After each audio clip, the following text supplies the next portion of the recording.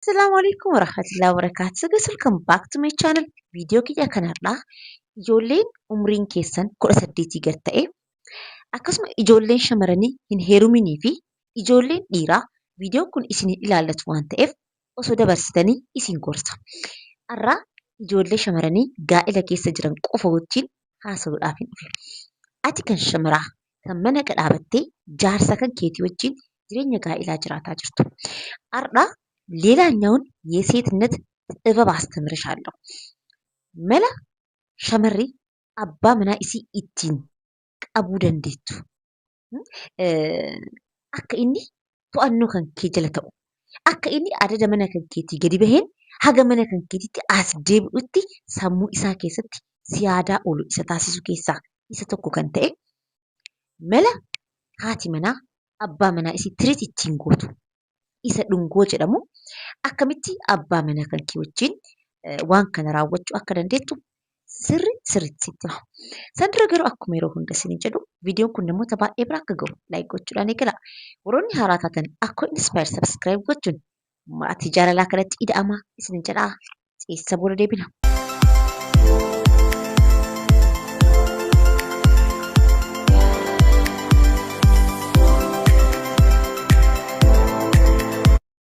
Addunyaa kanarratti waan rabbiin bareechisee uume keessaa isheen jalqabaa shamara. Shamarri gaa'ela keessa jirtu akka mana isii koontirool gochuudhaaf abbaa manaa isii harka isiirra gochuudhaaf humna jabaa humna guddaa qabdi. Garuu as biratti gaafiin guddaan akkam gootee humna san itti fayyadamuu dandeetti isa jedhudha. Shamarri qaroon bilih የሆነች ሴት ይሄንን ሚስጥር ቀድማ ነው የምትረዳው። yeroo tokko tokko shamarran tokko tokko argitanii hin beektanii? Ebalu bar niitii isaa jalaa hin ka'u. Waan isiin jette malee bar waan biraa hin godhu jedhanii shamara akkasitti irraa haasan argatanii hin beektanii? Shamara akkasii san yoo akkanatti jaallattan isin waan addaa wayii irratti hin agartan. Bareeda addaa wayiitu hin qabdu yookaan beekumsa addaa wayiitu hin qabdu. Maaltu akkana isiirraa isa maraachettan? Isiin waan maraachitee qabdi. እንዴት አድርጋ ባሏን ኮንትሮል ማድረግ እንዳለባት ቀድማ ገብቷታል። yoo inni manaa gadi bahu akka inni mana isaa yaadu.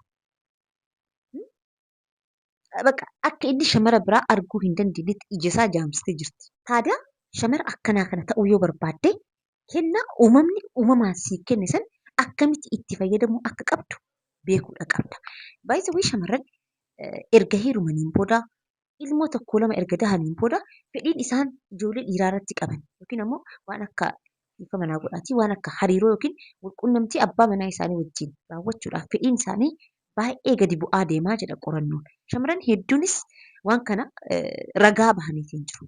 Ijoolleen dhiiraa garuu akkasumatti. Even umriin isaa 80 iyyuu ta'e waan san fedhuurraa of duuban deemu. Kun ammoo የስሜት አለመመጣጠን yookiin ammoo maal jedhamu walmadaaluu dhabuu miiraa si'ii fi isa gidduutti uumuu danda'a. Ati hin barbaaddu inni waan kana barbaadaa jira. Gaafa ammoo sitti achi siiqee sirraa dhabe namni kun uumama waan ta'eef fedhiidha waan ta'eef gadi bahee alaa suqachuun isaan oolu. Yookaan deemee biraa sirra fuudha yoo humna qabaate. Yoo humna san dhabe ammoo saayidichiikii tanneen katamaa keessa deemaa ari'uu jalqabaa jechuudha. So kun marti akka hin taane ati mana kan kee keessatti akkamitti malaan abbaa manaa kan kee koontirool gochuu akka qabdu beekuudha qabda. So maloota san keessaa irra isa tokko sitti hima. Isa dhungoo jedhamu. Karaalee nama tokkoof jaalala keenya ittiin ibsinu keessaa tokko dhungoodha. Yeroo hedduu wanti kun dhiirarraa dhufa. Miti isa tuusitti dhufa malee ati yeroo hedduu kaatee abbaa manaa kan kee waan akkanaa kanaan gammachiisuudhaaf hin yaaltu. Kun dogongora guddaadha. Beeki. Ijoolleen dhiiraa yeroo hunda barbaaduun jaalatan. Gaafa tokko tokko barbaadamaa ta'uun nama gammachiisa. Waan akkasiisan gootee isa gammachiisuun si'iifis ajiriidha baay'ee. Shamarri takka abbaa manaa isii waan inni fedhuun isa gammachiisuun rabbirraa yoo ajirii qabdee buleettiiti. So har'aa akkam gootee karaa kanaan abbaa manaa kan kee gammachiisu akka qabdu qabxiilee 5 takkaa sitti hima. San dura garuu abbaa manaa kan kee dhungoodhaan akkamitti gammachiisuu akka qabdu sitti himuu kiyyaan dura wantoota dhungoo keessatti raawwatamuu hin qabne qabxiilee 4 takkasiif kaasa. Viidiyoo kana baay'ee ijoolleen gaa'ela keessa jirtan sirriitti caqasaa. Akkasuma shamarran gaa'ela ijaarrachuudhaaf deemaa jirtan baay'isee isin fayyada. Biraas ammoo akka qabxiitti wanti isiniif dabalu namoonni tokko tokko wantoota akkana kanarraa yoo haasa'amu waan qaanyaa waan akkanaa jedhan. Wanti qaanyaa waa hedduu jira buleewwan ta'e. Waa hedduu argaa jirra sooshaal miidiyaa irratti. Gaafa qaama keenya qullaa kaafnee dhiira hin beekneef suuraa erginu qaanyaa hin qabnu. Gaafa suuraan keenya feesbuukii fi tiiktookii irra olii gad oofamu qaanyaa hin qabnu. Gaafa tiiktook laayivii irra baanee dhugaa ibin uffata keenya ofirraa mulquudhaaf kaanu qaanyaa hin qabnu. Waan akkanatti gaa'ela keenya sirreessuu danda'u irraa yoo haasofnu ammoo nama qaanessa. Namoonni ilaalcha akkanaa kana qabdan yoo jiraattan piliis nagahumaan viidiyoo kana cufadhaatii viidiyoo tiyya keessaa ba'a. Lakki barachuu barbaanna warra jettan ammoo qaamaa qalbiidhaan na caqasaa. Kan dura garuu jechoota safuu cabsan viidiyoo kana keessatti isinitti dubbadhuuf gamanumaan dhiifama isin gaafadha. Hamma danda'een garuu daangaa osoo hin darbiin jechoota filataa isiniif ibsuudhaaf yaala. So qabxiileen afran abbaa manaa kan kee wajjin wanta dhungoo jedhamu kan yoo raawwattu gochuu hin qabne keessaa inni duraa obboleettii tiyya. Afaan kan kee qulqullina isaa osoo hin eegin abbaa manaa kan keetitti gonkumallee hin siqe. Ilkaan kan kee pilaas arraba kan kee sirriitti akka hafuura takka hin qabaanetti erga birash gootee qulqulleessitee kaatee even yoo danda'ame ammoo waan afaan keessatti ispiree godhan takka jira. Afaan baay'ee nama rihaa gaarii namaaf kennitu. So abbaa manaa kan kee cinaa osoo hin dhiyaatiin dura qulqullina afaan kan keetii sirriitti eeggachuu kan kee hin dagatin. Lammaffaa abbaa manaa kan kee wajjin yeroo waan kana raawwattu namoonni waan kanarratti yaada kennan akka ibsanitti jechuudha. By the way, wanti ani isiniif himaa jiru kun qo'annoo kanaan dura namoota hedduu irratti geggeeffamee cuunfamee bahee isiniif dhiyeessuutti hin jira. So warroota qo'annoon irratti geggeeffame kanneen keessaa irra caalaan kan ibsanii wanti irraa isaan jibbanii shamarran takka tokko yeroo abbaa manaa isii dhungattu የሆነ ላጯን እያዝረከረከች እንጀራ ምቲ ማል jedhamu አንጩፈ እሲ ጉሮረ እሲ አከነት ግድ በጣም ነው የሚደብረው akkamitti akka isiniif ibsu hin beeku garuu isiniif gala jedheetiin yaada abbaa manaa kan kee wajjin waan kana yeroo raawwattu ancuufni kan kee gurorri kan kee indii afuulaa indii iskimoolaa diras aga afaan isaa keessatti guututti haga irra gadi jigutti በጣም ነው የሚደብረው እና dhungoo akkanaa kanas raawwachuurraa of qusadhu. Qabxii sadaffaan irraa of eeggachuu qabdudha ammoo qorannoon kun akka ibsutti shamarran takka takka yeroo abbaa manaa isaanii wajjin waan kana raawwatan እንዴት አድርጌ እንደምገልጽላችሁ akkam godhee akkasitti ibsuun beeku guys. Dhiifama garuu please እባካችሁን እንዳትቀየሙኝ jechoota isinitti fayyadamaa jiru kanaaf dhiifama guddaan isiniin jedha. ማወቅ አለባችሁ ብዬ ስላሰብኩ ነውና shamarran tokko tokko abbaa manaa isaanii yeroo dhungatan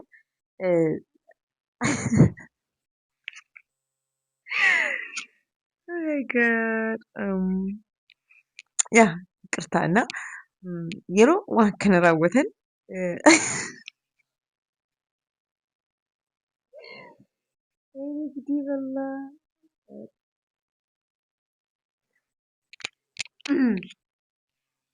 okay let's get back. Dhiifama viidiyoo addaan kuteetiin isinitti deebi'ee so qabxiin sadaffaan yeroo abbaa manaa keessa wajjin waan kana raawwatan godhuu hin qabne ammoo arrabaan afaan nama sanii keessa seentanii arrabaan indiyoona allaadalla akka iskaabaasoriitti keessa seentanii qotuu sanirraa qusadhaa. By the way shamarri waan akkanaa kana gootu baay'ee nama jibbisiisa. Even osoo ta'eeyyuu dhiirarraa batta. Osoo ta'eeyyuu dhiirarraa sunuyyuu hin taatu. Yoo taateyyuu dhiirarraa bareeda malee shamarri arraba afaan nama sanii san keessa jettee እንደሆነ ነገር ማድረግ በጣም ነው የሚደብረው እና qabxii sadaffaa kana gochuurraa of qusadhaa. Qabxiin arfaffaan ijoolleen shamarranii irraa of qusachuudha qabdan ammoo shamarran tokko tokko yeroo abbaa manaa isaanii wajjin waan kana raawwatan inda nikishaa nama san ciniinuu nama san dhahuu nama san qeensaan qaama isaa mummuruu waan akkanaa kun duratti mul'ata akka qorannoo kanarratti ibsamee jirutti jechuudha. Soo shamarran amala akkanaa kana qabdan yoo jiraattanis wanti kun akka namni sun miira keessa jiru san keessaa bahu isa taasisa. Ati maybe akka gammachuun keenya dabalu jettee I don't know for some reason at waan san godhaa jirta. Garuu ammoo nama sanarratti dhiibbaan inni qabu akka namni sun miira san keessaa rifaasuudhaan bahee gammachuun inni sirraa argataa jiru sun akka adda dhaabatu taasisa waan ta'eef yeroo waan kana raawwattan wal ciniinuu mabbocaacar mannakaakas waan jedhamu kanarraa of qusachuudhaaf yaala. Imagine namni kun miira keessa seenee waan kanas osoo hojii raawwataa jiru yoo ati takkitti waan kaatee bineensa itti taatu hundi as bineensa lisha shishuun jiran እና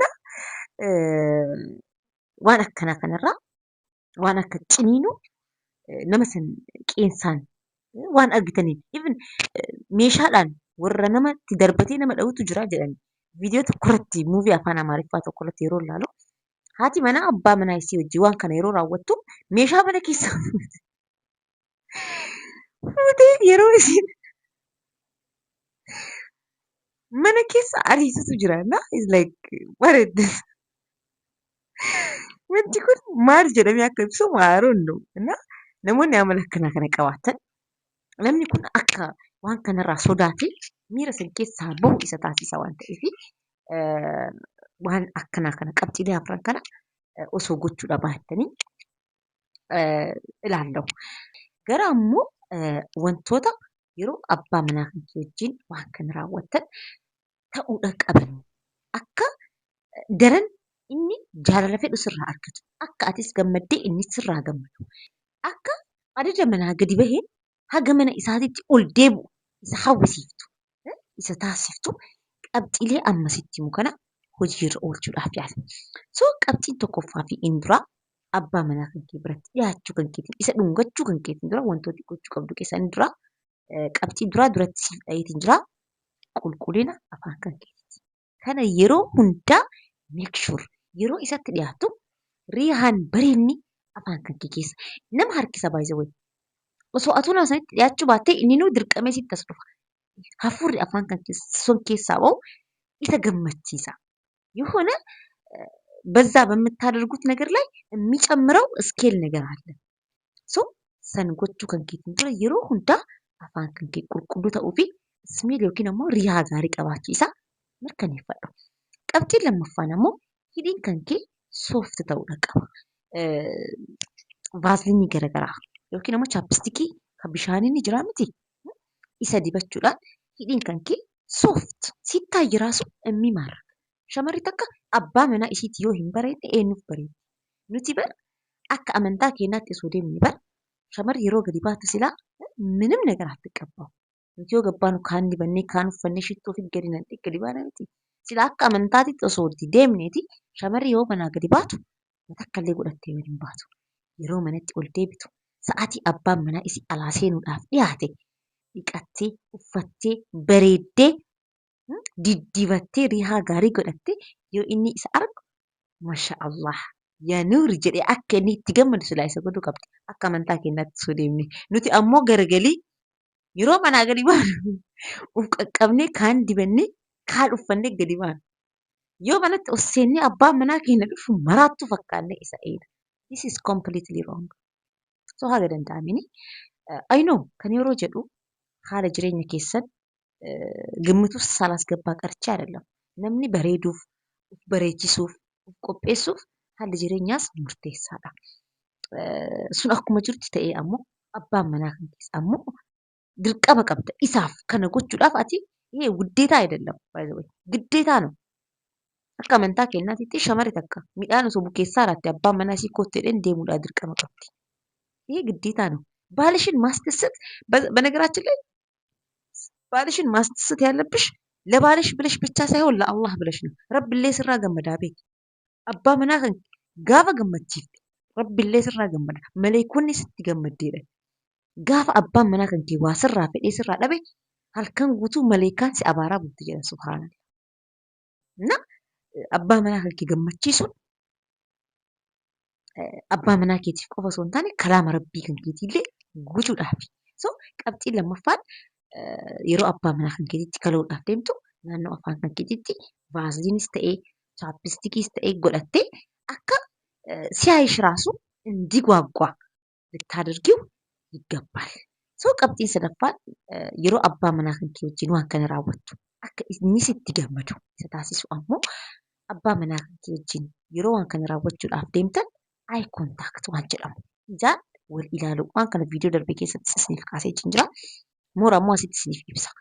Eye contactiin ijaan wal arguu qofa osoo hin taane miirri keessanis akka wal keessa seenu taasisa. So አንዳንዴ እያወራችሁ በአይናችሁ ሀሳዊ keessa osoo jirtanii yeroo ijaan walitti buutan yaa eye contact ijaan qofa osoo hin taane miirri keessanis akka wal keessa seenu taasisa. Achumatti jechoota jaalalaa garaagaraa fayyadamu. Akka inni keessi isaa gammadu godhaa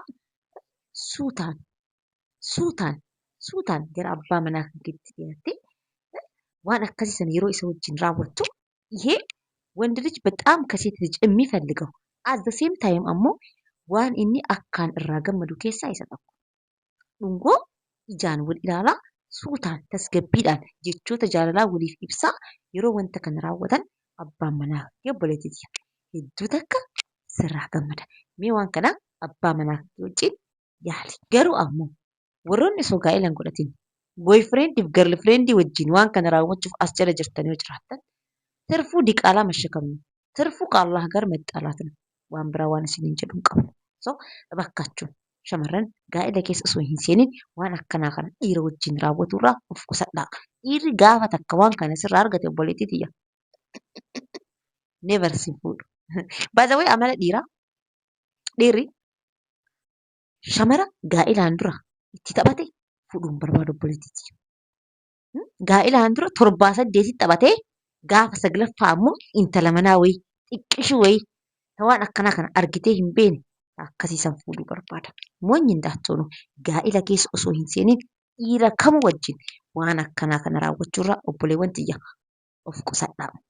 So inni arfaffaan waan kana yeroo abbaa manaa kan kee wajjin raawwattu akka inni sirraa gammadu taasisu ammoo haaluma san keessatti yeroo dheeraadhaaf እንደዛ አይነት ስሜት ውስጥ መቆየት akkam godhee akka isiniif ibsu hin beeku. Garuu ammoo haaluma amma duratti isiniif ibsisaniin ijaan wal ilaalaa miiraan wal keessa seentanii yeroo dheeraadhaaf haala saniin wal dhungachuun waan biraa osoo hin raawwatin. Akkanumaan yeroo dheeraadhaaf wal dhungachuunis akka inni sirraa gammadu pilaas ammoo akka miirri kan keessa aktiif ta'u taasisa. Kanaan dura isinitti himee jira. Gaafiilee yeroo hedduu irra deddeebitanii ijoollee shamarreen na gaafattan. Komantii viidiyoo darbee irrattis dubbiseetiin ture shamarree takka akkanaan jette. Ani abbaa manaa kiyya wajjin hariiroo yeroo raawwadhu qaamni kiyya baay'ee na dhukkubaa maaliif laataa naan jette. Kanaaf sababa hedduutu jira. San keessaa inni tokko ammoo maali beektaa? Shamarri dhiira wajjin waan kana yeroo raawwattu dalagaa qaamaati miti. Dalagaan isaa dalagaa sammuuti. Sammuun shamara takkaa yoo waan kanaaf aktiif hin taane qaamni isii hin banamu. Qaamni isii hin banamne jechaan ammoo lik indamadafara akka dhiira wajjin yeroo gudeedamu miira akkasitti itti dhaga'ama. Even abbaa manaa kan kee wajjin waan kana raawwataa sammuun kan kee aktiif yoo hin taane hayyammaa yoo hin taane miira gudeedamuutu sitti dhaga'ama. Kanaaf osoo waan kana hin raawwatin dura at least for some time yeroon jaalalaa atii fi abbaa manaa kan kee waliin raawwattan akka miirri kan kee qaamni kan kee aktiif ta'u taasisa. So waan akkasiisan gochuu keessaniin dura yeroo muraasaaf abbaa manaa kan kee wajjin yeroo jaalalaa haala kanaan dabarsuudhaaf yaala. Qabxiin arfaffaan waan kana keessatti akka abbaan manaa kan kee sirraa gammadu atis ammoo akka gammadu si taasisu ammoo daarekshinii jijjiiruudha. Yeroo hedduu namoonni keessattuu Oromoon ta'e baay'ee amaarri waan akkanaa kanarratti aktiiviidha. እንዴት አድርገው ባላቸውን መያዝ እንዳለባቸው በደንብ ያውቃሉ።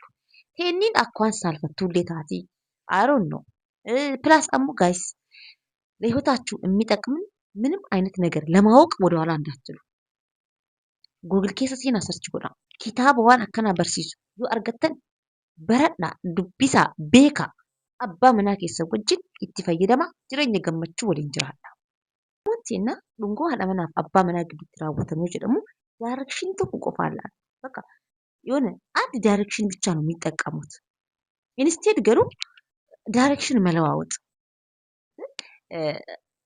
ጋይስ አከም ተከዝን ይብሱን ቤኩ ትንሽ ይከብዳል ለማብራራት እና ኢን ጀነራል ዳይሬክሽን ይጅጅሩ ዳፍ ያላ በከ ገረገራ ፈየደሙ ዳፍ ያላ some of his parts fakkeenyaaf mataa isaa, morma isaa, harka kan keetiin harka isaa tuttuquudhaaf yaali. Pilaas ammoo yeroo wanti kun yookiin ammoo yeroo abbaa manaa kan kee dhungattu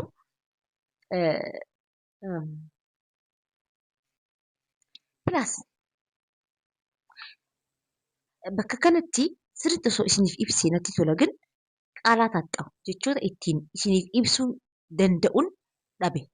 Atleast garuu karaa isaa isinitti mul'isee jira. Isin ammoo waan hafe ofii keessanii irra gahuudhaaf yaala. Qabxiin shanaffaa fi inni xumuraa abbaa manaa kan kee yeroo dhungattu miirri gammachuu akka itti dhaga'amu sis ammoo akka waan kanarratti aktiif taatu si taasisu ammoo ስትስሚው በስሱ በከንፈርሽ እሱን መንከስ ላይክ suutaan hidhii kan keetiin ilkaaniin osoo hin taane hidhiidhaan isa ciniinuu. Kana yoo isin jedhu hanyi godhiitii foon isaarraa kaatti si ciniin isin jechitti hin jiru. Xirsish saayinaqaa'u osoo ilkaaniin hin tuqin hidhii kan keetiin qofa hidhii isaa ciniinuudhaaf yaala. Iheem moor akka inni waan kanarratti aktiif ta'uu fi gammachuu keessaa qabaatu taasisa. Beeki. Ciniin yoo isin jedhu an ciniinaa viidiyoo kana yeroo jalqabu hin godhin siin jedhe sanii miti.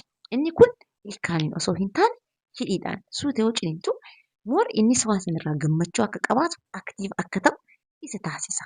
So maloota kana fayyadamuudhaan abbaa manaa kan kee gammachiisuudhaaf yaali. Shamarran gaa'ela keessa jirtan wanti akka qabxiitti isiniif dabalu abbaa manaa keessatti kontirool gochuudhaaf yaala. Dhugaa isiniin jedha dhiirri jireenya isaa keessatti shamara takkarraa haadha manaa isaarraa wantoonni ijoon sadii wanti inni barbaadu jira. Tokkoffaan kabajamuu barbaada. Abbaa warraa kan kee kabaji. Isaaf jecha osoo hin taane rabbiif jecha isa kabaji. Gaafa ati waan kana gootu isa qofaa miti rabbillee sirraa gammada. Abbaa manaa kan keetii kabajaa qabaadhu. Jecha hin taane ittiin darbatiin akka agarte ittiin haasayin. Namoota afatti isa kabaji. Hiriyyoota isaa afatti isa kabaji. Isa ulfeeffadhu. Anaa miti beeki rabbis siin jedhe. Abbaa manaa kan keef kabajaa inni barbaadu san kenniifi. Inni lammaffaan abbaan manaa niitii isaarraa barbaadu ammoo nyaata buleetiti. Dhiirri sitti hin dubbatu baay'ee ijoolleen dhiiraa nyaata naa bilcheessuu jedhee sitti hin dubbatu buleetiti. Ati beektee isaa godhuu qabda.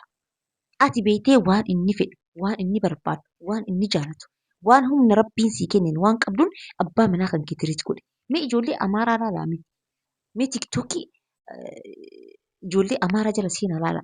Abbootii manaa isaaniitti akka isaan itti qopheessan. Kana yoo jedhu jireenyi sooshaal miidiyaa kun guutumaan guututti mana keessatti hin raawwatama jechuu kiyyaa miti. Garuu most of the time ijoolleen amaaraa abbaa manaa isaanii garaa irratti garaa ittiin jabaatan. Waan garagaraa hojjetuufi. Waan isa fayyadu, waan inni jaalatu jala deemtee abbaa manaa isii sirriitti tiriit gooti. Oromoon teennoo hin jirtu. Abbaa manaa kan kee waan inni jaalatu yeroo hundaa tiriit gochuudhaaf yaali. Inni sadaffaan ammoo isa amma qabxiilee irratti haasaa jiru kana. Abbaa manaa kan kee akka haadha manummaa kan keetitti itti gaafatamummaa kan kee bahiiti waan inni sirraa barbaadu guutuudhaafiif yaali. Gaafa san goote buleetti. Dhiira waan biraatiin ni hidhanii beeki. Dhiira niitiin qaroon niitiin jabduun bila seet wandin የምታስረው በዚህ ነው. Akka inni gara tokkoon sochoone akka inni bitaa mirga hin laalle goote kahiitu mana keessatti kanaan abbaa warraa kana sirraa argate taanaan kanaan sirraa gammachuu qaba taanaan obboleettii qilee yoo seena jetteen siif seena. Ala gadi bahee haga mana kan keetitti ol deebi'utti muddamu. Shamarri biraa jaalaalee shamara itti fakkaatu dhiira itti fakkaati tuwwan. Manaa gadi bahee haga mana kan keetitti ol deebi'utti muddamu. Gadi bahee shamara biraa argee shamara itti fakkaatu. Tuwwan dhiira itti fakkaati. እና ያንን ለማድረግ ጥበበኛ ሴት ሁኚ። ዋን ረቢን uumamaan siif kennu ሁላችንም እኮ አለን። ሁሉም ሴት ጋር አለ እኮ ይሄ። ግን እንዴት መጠቀም እንዳለባት የምታውቀው ጥቂት ሴት ናት። akkamitti itti fayyadamuu akka qabdu kabeetu shamara muraasa akkamitti itti fayyadamuu akka qabdu beektu san ta'iitii mana kan kee gaa'ila kan keetitti roga godhi. Abbaan manaa kan kee sirraa gammachuu qabaate taanaan waa hunda caala si caqasa. Waa hunda caala si dhaga'a. Namni hedduu keessan hin seenu. Maatiin isaas hin jeeqan. Hiriyoonni isaas hin jeeqan. Kottu jennaan fiigaa sii dhufa. Deemi jennaan fiigaa sirraa deema. Kana yoo jedhu ammoo of jala deebisiitii waan hin taane kontirool isa godhe jechuu kiyyaa miti. Garuu ammoo gaa'ila keessan qadhaabuudhaaf tokkoffaa malli itti fayyadamuu qabdu kanadha waan ta'eef sirriitti itti fayyadamii sin jedha. So guys viidiyoo kiyya kanarraa kanarratti goolabe shamarran viidiyoo kana daawwattan komentii keessan naa barreessuu hin dagatinaa. Viidiyoo biraatiin wal agarraa nagaan naaf tura.